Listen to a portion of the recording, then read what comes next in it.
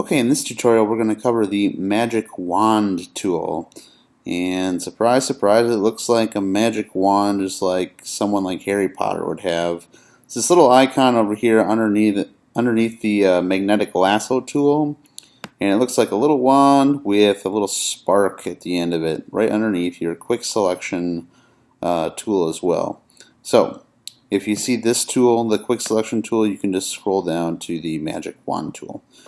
Alright, so let's see what this thing does. Up here on the top left hand corner, you're always going to have your tool presets, and with any kind of selection option, you're going to be given these four options up here. So a new selection, an added selection, a subtracted selection, and an intersect selection. And if you've already watched the marquee tools tutorials, then you would already be very familiar with the four of these. So just really quickly, a new selection will give you one new selection, and every time you select a new area, the old one goes away. If you have an added selection, what do you know? It adds to the total selection. You can see the ants marching going here. Subtract from a selection would be if I wanted to get rid of this area or maybe this area, and now I've subtracted all of them.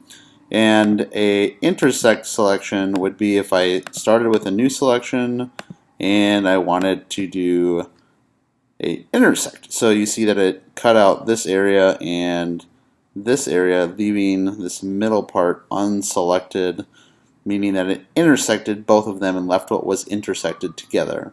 So those are the four basics. So we're going to leave it on new selection just to get an idea. Click off here. And what we're going to do is show you what a point sample versus a 100 by 101 does. So you saw me clicking around and you saw what 101 by 101 average does. What that means is it selects a 101 by 101 square selection of pixels. So basically a really wide area, and then it tries to grab everything based on your tolerance. So if I have a 101 by 101 average, so in other words a really big space with a really wide tolerance, I selected, look at that, all the stuff it's selected, not very specific at all. But if I were to crank this down and go to maybe 20 in my tolerance and make this a point sample, and I were to reselect this, right? Look at that, it's much more defined based on the color range that I selected. So the key is these work in combination with each other by saying point sample and a low tolerance or high average and a high tolerance. And if you want to find your in-betweeners, well then you could go a high average with a really low tolerance, or a low sample and a really high tolerance, or pick one of these and play with your tolerance a little bit. This anti-aliasing button here, you're going to get really familiar with if you haven't already seen it in the tool. And what that means is when this is selected, it's not going to give you jagged edges. And what I mean by that is, you see all these little spots here? They will be faded when I come off of this selection. So it's not going to give me that jagged, harsh look like if I were to draw an outline with a pencil and I would get pixel by pixel. No.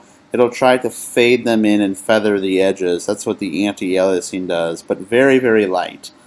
The contiguous checkbox basically means, okay, we're going to select the pixels that are closest to each other when they're right up against each other. But if it says, hey, this gradient is this color, but then this one starts to get a little bit too light, I'm not going to select it. That's what this contiguous means. And as for all sample layers, usually when you're in Photoshop, I only have one layer. You can see here is my background, but you're going to have multiple layers when you're editing an image, and sometimes you do want to take a selection from all the layers. If you do not have this selected, it will only choose from the layer you're on, and often in a layer you may only have maybe this model's eyeball selected that you're working on in one layer, and you're over here trying to mess with the gradient of the background. Well, if this isn't selected, then there's just no way that you're going to be able to do that. So I like to keep this on unless I'm working on very fine detail. Now here's what's awesome. So I've used my Magic Wand tool to select this, which is basically an auto selection tool based on a color scheme that you're picking. So if I wanted to come over here and select just her lips, so it's on a very low tolerance, so I'm going to jack this up a little bit to maybe 50 and reselect. There we go, there's a bigger chunk of her lip. And maybe just a little more, so let's try 75. Over here. There we go, I'm getting some more of her lips. And now I want to show you what this Refine Edge does. And you will have seen this in some other selection tools already, but I'll just show you again really quick. See how it cuts everything out? This is kind of your mask mode up here, and you can choose whether or not you want an overlay, so it will shadow it the way you want it, or you could do something like just on white, or maybe on black if that's more your preference, and it'll mask the opposite alpha channels. And we could always do on layers. I typically like to work in this mode, so I'm going to leave it there. And just let's look at the smart radius and crank this up. You see how it does a smart radius of what you really wanted to select. Not always the best, but sometimes it is useful. I like this though, the adjust edge to smooth it out. There you go, it's not quite as jagged. Especially when you're using the Magic Wand tool and it's so automatic, you're going to want to come in and play with this. Maybe just a tad of feather. If we get too much, you'll see that it really blows it out. And this contrast works in opposition with the feather, so if I really crank that up, you can see how defined it makes it again. And of course the shift edge, what that's going to do is it's either going to make your edge that you originally selected further out or further in. And you'll see what I'm talking about. So this would be further in by going subtract, or further out. And you could even give yourself a little bit more of the selection than you intended.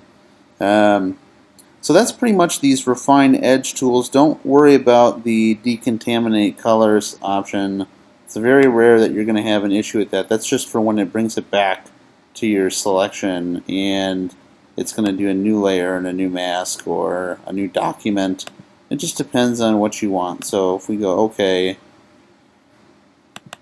right, then it's sent me back into this mode, and I can go back to layers and I can turn my layer back on, and of course I can come up here, and now that I have this separated in a new layer with the decontamination of my colors, now I can mess with this as much as I like. So if I wanted to, I could just come over here and erase this if I didn't want it, or I could paint on it. You see, so that's what this new mask and decontamination of colors does. It doesn't let you affect the rest of your image. So that's pretty much it for the Magic Wand tool, and it's really powerful if you use it correctly. So I would take some time and practice with this, practice selecting different things in a photograph and start getting used to its sensitivity, especially with your sample size and your tolerance. And remember, always keep anti-aliasing on and pay attention to your selection modes over here. That's pretty much it for the Magic Wand tool.